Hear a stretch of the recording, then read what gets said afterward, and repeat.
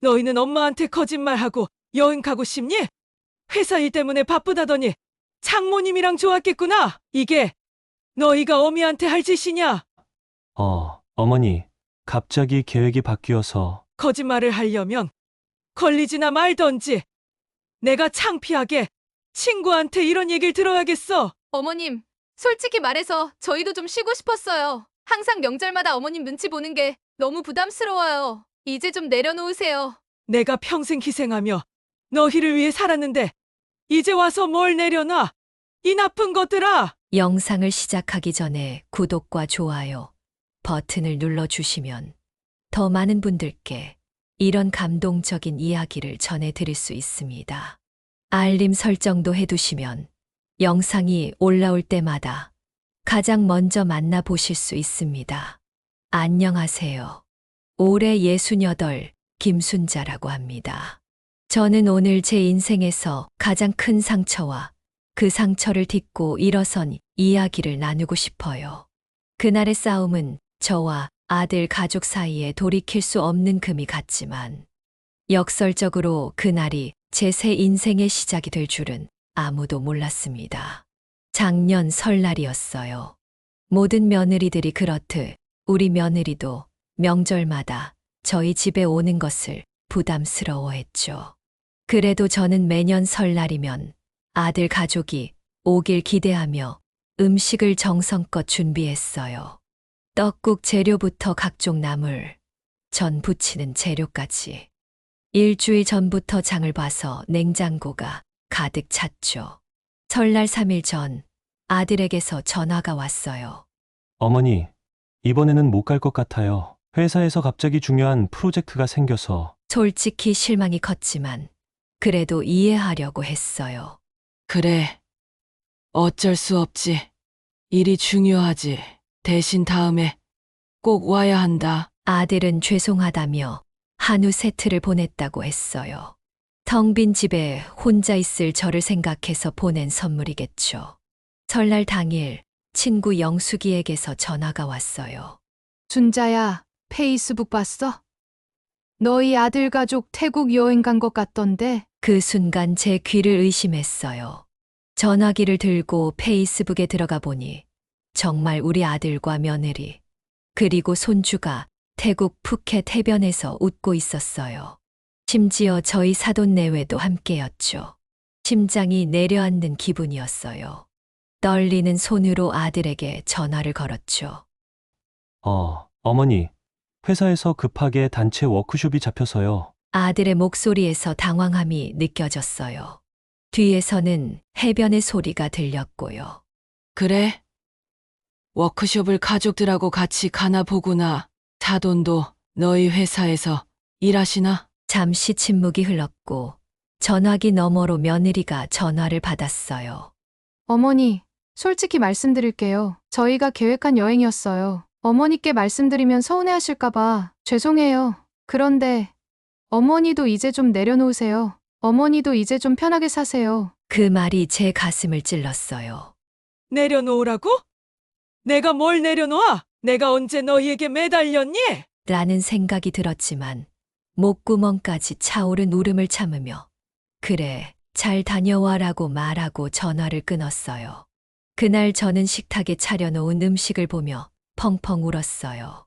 제가 평생 자식을 위해 살았는데 이런 배신감을 느낄 줄은 몰랐어요. 마치 제 존재 가치가 한순간에 무너진 것 같았죠. 그 후로 며칠 동안 저는 집 밖으로 나가지도 못했어요. 침대에 누워 천장만 바라보며 제 인생이 어디서부터 잘못된 것인지 곰곰이 생각했죠. 아들이 초등학교 때부터 대학교까지, 그리고 직장을 구하고 결혼할 때까지 모든 순간 저는 그 아이를 위해 제 인생을 포기했어요.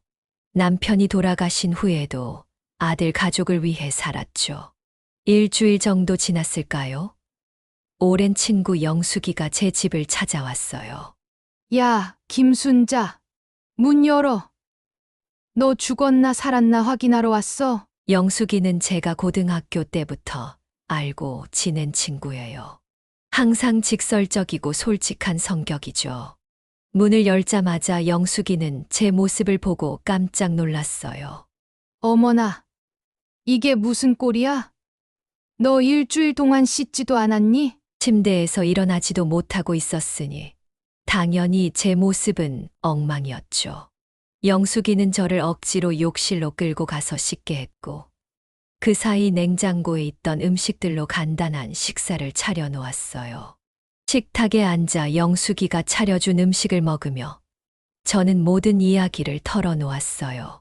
아들과 며느리의 거짓말, 태국 여행, 그리고 내려놓으라는 며느리의 말까지. 그래서 너 그냥 당하기만 할 거야? 이게 김순자 맞아? 내가 아는 김순자는 고등학생 때 남자애들 5을 혼자서 혼내준 여자였는데 영숙이의 말에 저는 피식 웃었어요.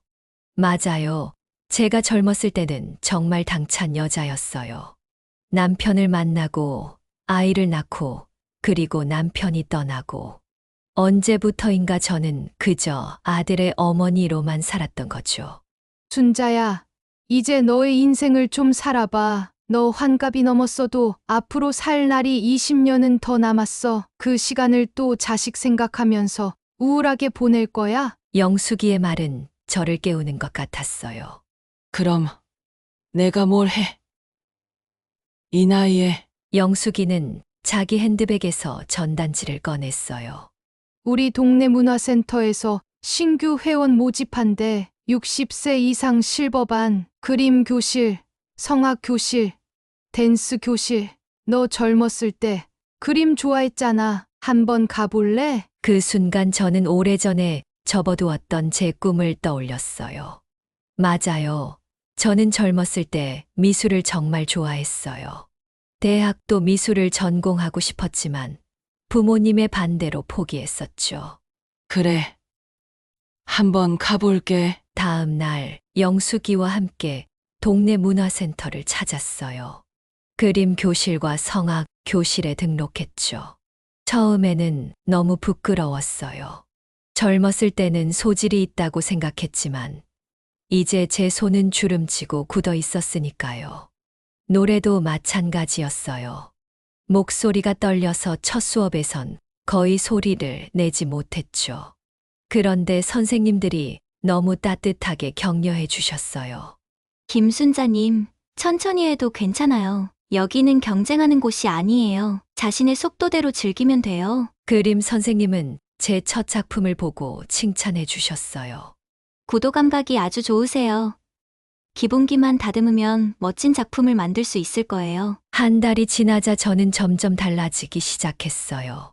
아침에 일어나면 그림 수업에서 배운 기법을 연습하고 오후에는 성악 발성 연습을 했죠.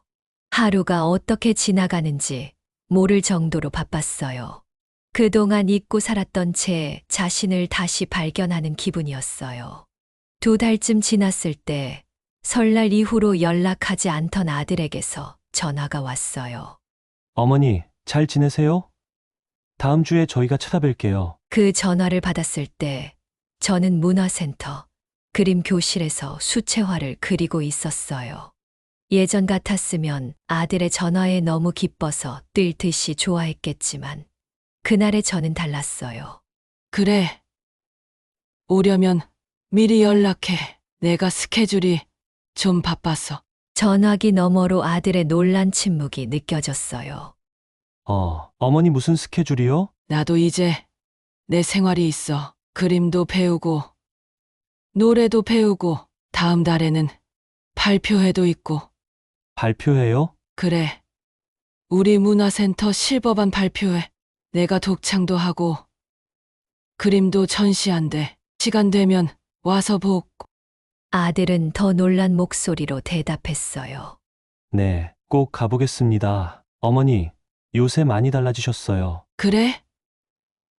난 그냥 내 삶을 찾은 것뿐이야. 통화를 마치고 나서 저는 이상한 해방감을 느꼈어요. 제가 아들에게 속상하다고 말하지 않았는데도 뭔가 마음의 짐이 내려간 것 같았거든요. 그림 선생님이 저에게 다가와 물었어요. 무슨 좋은 일 있으세요? 웃음이 아주 환하신데요. 네. 제가 드디어 제 인생의 주인공이 된 것 같아요. 다음 주에 아들과 며느리, 그리고 손주가 집에 왔어요.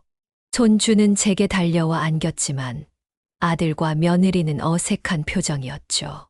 아마도 설날 사건 이후 제가 어떤 반응을 보일지 걱정했던 것 같아요. 식탁에 앉아 준비한 음식을 먹으며 아들이 조심스럽게 말을 꺼냈어요. 어머니, 저번 설날에 정말 죄송했습니다. 어머니께 거짓말해서. 저는 손사래를 쳤어요. 그 얘기는 그만해. 이제 지난 일이야. 나도 이젠 이해해. 너희도 너희 생활이 있고 나도 내 생활이 있는 거지. 며느리가 놀란 표정으로 저를 바라봤어요. 어머님, 많이 달라지셨네요? 그래? 나도 모르게 변한 것 같네. 아, 참. 이거 봐. 내가 그린 그림이야. 제가 문화센터에서 그린 그림들을 보여주었어요. 처음엔 서툴렀지만 점점 나아지는 제 실력이 담긴 그림들이었죠. 손주가 좋아하며 말했어요. 할머니, 너무 예뻐요. 저도 그림 그리고 싶어요. 그래? 다음에 할머니랑 같이 그려볼까? 그날 저녁 오랜만에 가족과 함께하는 식사였지만 예전과는 달랐어요. 제가 아들 가족에게 매달리는 것이 아니라 대등한 관계로 대화를 나누는 느낌이었죠. 며느리도 전보다 훨씬 편안해 보였고요. 식사 후 며느리가 설거지를 하는 동안 저에게 말을 걸었어요. 어머님, 정말 달라지셨어요. 전엔 항상 저희가 언제 올지, 뭘 해야 할지 걱정하시는 것 같았는데, 이젠 당신 삶이 있으셔서 좋네요. 그 말이 저를 감동시켰어요. 사실 저는 며느리를 원망했었거든요. 하지만 이제 보니 제가 변하니 관계도 변하는 것 같았어요. 나도 이제 알겠더라. 내가 너무 너희에게만 매달렸던 것 같아. 이제 각자의 삶을 존중하는 게 좋겠지? 며느리는 처음으로 진심 어린 미소를 지어 보였어요. 네. 어머님, 저도 많이 생각했어요. 설날에 정말 죄송했어요. 어머님께 솔직하게 말씀드렸어야 했는데, 괜찮아. 그 일이 없었으면 나도 이렇게 변하지 못했을 거야. 그날 이후로 저와 아들 가족의 관계는 묘하게 달라졌어요. 예전처럼 자주 만나지는 않지만 만날 때마다 더 편안하고 즐거웠죠. 아들도 제 변화를 존중해 주는 것 같았고요. 문화센터 발표회가 다가왔어요. 성악 선생님이 제게 독창 기회를 주셨는데 생각보다 큰 행사였어요. 구청에서 주최하는 실버 문화 페스티벌의 일환이었거든요. 김순자님, 긴장하지 마세요. 그동안 연습한 것처럼만 하면 돼요. 성악 선생님의 격려에도 불구하고 저는 무척 떨렸어요. 평생 남들 앞에서 노래를 불러본 적이 없었거든요. 하지만 이제 제 나이에 이런 새로운 도전을 한다는 것이 설레기도 했죠. 발표회 당일 지역 문화회관 소극장은 사람들로 가득 찼어요. 가족들, 친구들, 그리고 지역 주민들까지. 저는 분장실에서 떨리는 마음으로 대기하고 있었죠. 아들과 며느리, 손주도 와준다고 했지만 실제로 올지는 확신할 수 없었어요. 다음은 김순자님의 독창 그리운 금강산입니다. 제 이름이 호명되고 저는 떨리는 다리로 무대에 올랐어요. 조명이 밝아 관객들의 얼굴은 잘 보이지 않았지만 앞쪽에서 손주가 할머니라고 외치는 소리가 들렸어요. 아들 가족이 정말 와준 거예요. 깊게 숨을 들이마시고 선생님과 연습했던 대로 노래를 시작했어요. 처음에는 목소리가 떨렸지만 한 소절, 두 소절 부르다 보니 점점 자신감이 생겼어요. 제 목소리가 홀 전체에 울려 퍼지는 것을 느끼며 저는 마치 다른 세계에 있는 것 같았어요. 노래가 끝나자 예상치 못한 큰 박수가 쏟아졌어요. 심지어 일부 관객들은 일어나서 박수를 치기도 했죠. 무대 위에서 인사를 하며 저는 처음으로 제 인생에서 진정한 성취감을 느꼈어요. 무대에서 내려와 대기실로 돌아오자 손주가 달려와 안겼어요. 할머니, 진짜 멋있었어요. 우리 할머니가 제일 잘했어요. 아들과 며느리도 감동한 표정이었어요. 아들은 쑥스러운 듯이 말했어요. 어머니, 저희도 몰랐어요. 어머니가 이런 재능이 있으신 줄. 그날 밤 아들 가족과 함께 저녁 식사를 하며 저는 문화센터에서의 생활, 새로운 친구들, 그리고 앞으로의 계획에 대해 이야기했어요. 며느리는 진심으로 관심을 보이며 질문했죠. 어머님, 정말 행복해 보이세요. 다음엔 어떤 도전을 하실 거예요? 저는 잠시 생각하다가 대답했어요. 사실 나 인생 처음으로 해외여행을 가보려고 해. 영숙이랑 같이 일본 여행 계획 중이야. 아들이 놀란 표정으로 물었어요. 어머니 혼자서요? 괜찮으시겠어요? 예전에 저였다면, 그래, 너희가 걱정되니까 같이 가자라고 했겠지만, 이제는 달랐어요. 괜찮아. 나도 이제 내 삶을 살아야지. 너무 걱정하지 마. 내가 여기까지 살아온 사람인데. 여행 정도는 할 수 있어. 그날 집으로 돌아가는 길에 아들이 제게 말했어요. 어머니, 정말 죄송해요. 어머니를 독립적인 한 사람으로 존중하지 못했던 것 같아요. 저는 아들의 어깨를 토닥이며 말했어요. 괜찮아. 나도 너무 너희에게만 매달렸던 것 같아. 이제 서로 독립적인 사람으로 존중하며 지내자. 발표회 이후 저는 더욱 자신감을 얻었어요. 문화센터에서의 활동을 더 확장해 미술 전시회도 참가하게 되었죠. 제가 그린 그림 5점이 지역 갤러리에 전시되었어요. 작은 규모였지만 제 이름이 적힌 작품이 전시된다는 것은 정말 감격스러운 일이었죠. 전시회 오프닝 날, 저는 깜짝 놀랐어요. 아들 가족뿐만 아니라 사돈 내외까지 와 주셨거든요. 사돈 어른은 제 그림을 보고 진심으로 감탄하셨어요. 어머님 정말 재능이 대단하세요. 이런 멋진 취미가 있으셨는지 몰랐어요. 그 말을 들으니 지난 설날의 아픔이 조금씩 치유되는 기분이었어요. 사돈 어른과 처음으로 진정한 대화를 나눴죠. 저도 늦게 시작했어요. 인생은 언제 시작해도 늦지 않더라고요. 사돈 어른이 공감하며 말씀하셨어요. 맞아요. 저도 요즘 등산을 시작했는데 너무 좋아요. 다음에 어머님도 저희랑 함께 가실래요? 예전에 저였다면 바로 네, 좋아요 라고 대답했겠지만 이제는 제 일정과 의지를 먼저 생각하게 되었어요. 제가 일본 여행 다녀오고 생각해 볼게요. 등산도 좋지만 저는 지금 그림과 노래에 집중하고 싶거든요. 사돈 어른도 이해한다는 듯 고개를 끄덕이셨어요. 그것도 하나의 변화였죠. 이제 저는 주변 사람들의 눈치를 보지 않고 제 의사를 분명히 표현할 수 있게 되었으니까요. 일본 여행 날짜가 다가왔어요. 영숙이와 함께 인천공항으로 향하는 길. 제 마음은 설레임으로 가득했어요. 60년이 넘는 인생 동안 한 번도 해외에 나가본 적이 없었거든요.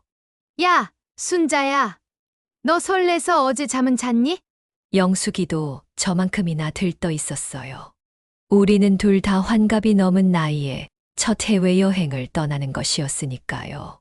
솔직히 말하면 한숨도 못 잤어. 너무 기대되는데 또 한편으로는 불안하기도 하고. 그래도 우리가 영어 회화 배워서 준비했잖아.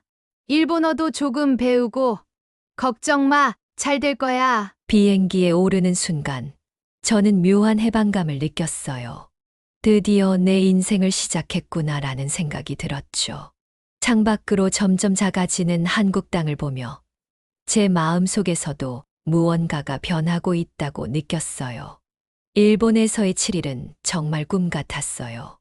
도쿄의 번화가, 교토의 고즈넉한 사원들, 후지산의 웅장한 모습. 모든 것이 신기하고 아름다웠죠. 영숙이와 함께 일본 전통 의상인 기모노를 입고 사진을 찍기도 했어요. 제 나이에 관광객처럼 사진도 찍고 현지 음식도 먹어보고 새로운 문화를 체험하는 것이 얼마나 즐거운지 몰랐어요. 여행 중에 아들에게서 전화가 왔어요. 어머니, 잘 지내세요? 불편한 점은 없으세요? 응. 걱정 마. 엄마, 아주 잘 지내. 오늘은 후지산도 보고 왔어. 정말 멋있더라. 어머니가 이렇게 변하실 줄은 몰랐어요. 정말 대단하세요. 그래? 사실 나도 내가 이렇게 변할 수 있을 줄 몰랐어. 근데 이제 알겠어. 인생은 언제든지 새로 시작할 수 있는 거더라. 여행을 마치고 한국으로 돌아오는 비행기 안에서 저는 창밖에 구름을 바라보며 지난 몇 개월을 돌아봤어요. 설날의 아픔으로 시작된 변화가 이제는 제 인생의 전환점이 되었다는 것을 깨달았죠. 한국에 도착하자마자 아들이 공항으로 마중을 나왔어요. 예전에는 당연하게 생각했겠지만 이번에는 그의 배려가 더욱 고맙게 느껴졌어요. 어머니, 많이 피곤하시죠? 짐은 제가 들게요. 집으로 가는 차 안에서 저는 여행 이야기를 신나게 들려주었어요. 아들은 처음으로 엄마가 아닌 한 사람으로서의 저를 바라보는 것 같았죠. 어머니, 정말 행복해 보이세요. 이렇게 활기찬 모습은 처음 봐요. 그래? 사실 나도 몰랐어. 내가 이렇게 활기차게 살 수 있다는 걸. 집에 도착해서 제 여행 사진들을 보여주었어요. 손주는 제가 기모노 입은 사진을 보고 환호성을 질렀죠. 우와, 할머니가 진짜 일본 사람 같아요. 그날 밤 아들이 며느리와 함께 저를 찾아왔어요. 조금 긴장된 표정이었죠. 어머니, 저희가 생각한 게 있는데요. 응. 뭔데? 저희 집 근처에 실버타운이 새로 생겼어요. 어머니께서 독립적으로 생활하시면서도 저희와 가까이 지내실 수 있을 것 같아서요. 순간 가슴이 철렁했어요.